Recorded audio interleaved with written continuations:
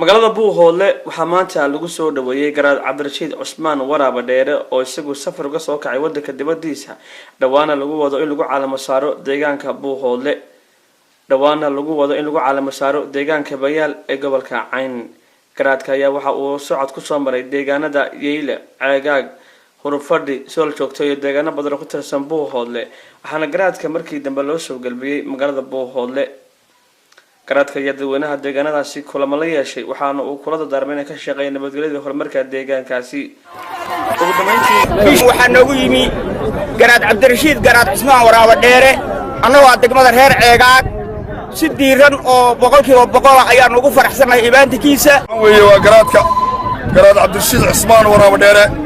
baan soo dhaweeyay maanta annagoo degmada Ceegaag dadweynaha reer Ceegaag ee isugu jira waxgaradka reer Ceegaag ilaahay inuu raxmad khayr qabo u shubo ilaahay inuu barwaaqeeyo ilaahay inuu nabadgelyo ku irsaaqo inta ka bacdi insha Allah ta'ala wa xafladatan sharafta le iyo takale ee aynu hadalna ku soconaba waanu kugu garabta xilkaanu dhiibnay ilaahay ha ku taageero ilaahay ha u sakhiro garaad soo dhawow dadku waa dadkaagii dadweynaha reer Hurufadhi ee sharafta iyo qiimaha badan waxaad ku wada noolaan kartaan isfaham waxaan idin dardaarmayaa in aad isfahamtaan wada tashataan wixii dhibay jiray isku tanaatushaan tashku kama dhaco tabaalaha yeelanino caafimaada tabin allow tarantaada todobatan wiilka yeel allow cadowgaaga caamiya indhala ka yeel allow cadowgaaga ciilo cidhiidhi geli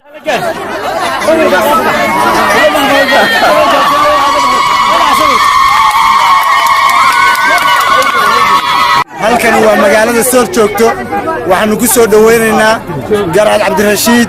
Cusmaan Ismaaciil Waraaba Dheere halkan waa Sool joogto dhalinyarada waayeen rag iyo dumar waxaanu ku soo dhaweynaynaa garaadkii jira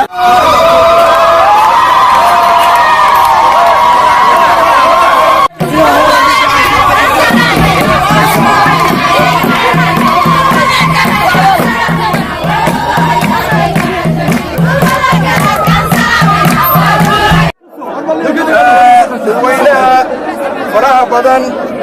ee sharafta mudan waxaan ilaahay mahadiisa ka wadacelinayna sida diiran ay nagu soo dhaweeyeen deegaankeenna Buuhoodle ee gobolka Cayn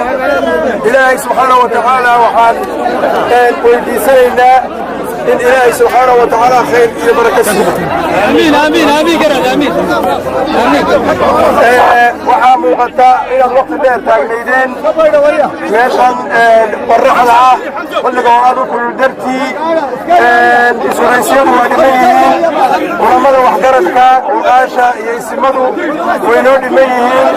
iyo culamaadiinka iyo aqoonyahanku waxaan aad iyo aad mar labaad iyo mar saddexaad idinka mahadcelinaynaa soo dhaweyntiinna aad u qiimaha badan waxaan ilaahay idinka baryaynaa ilaahay raxmadda walka inoo furo ilaahay inuu barakaad kale inoo soo saaro ilaahay inuu nabad nagu irsaaqo ilaahay inuu nabad nagu irsaaqo ilaahay wixii cadowgeenna inuu naga qabto ilaahay inuu dhibta dhexdeenna inaga qaado ilaahay inuu wada tashiyo isfaham hawlaheenna gaarka inoogu dhammeeyo magaalada Buuhoodle dadweynaha waxay caan kaga noqotay magaalo ay ka jirto hadday jirto waxa lagu magacaabo dimuqraadiyadda ama isfahamka iyo wada tashiga iyadoo sidaa siyaasiyiintu kala duwan yihiin dawladihiina iyo nidaamadiina u badan yihiin ayaa haddana wax khilaaf ka dhicin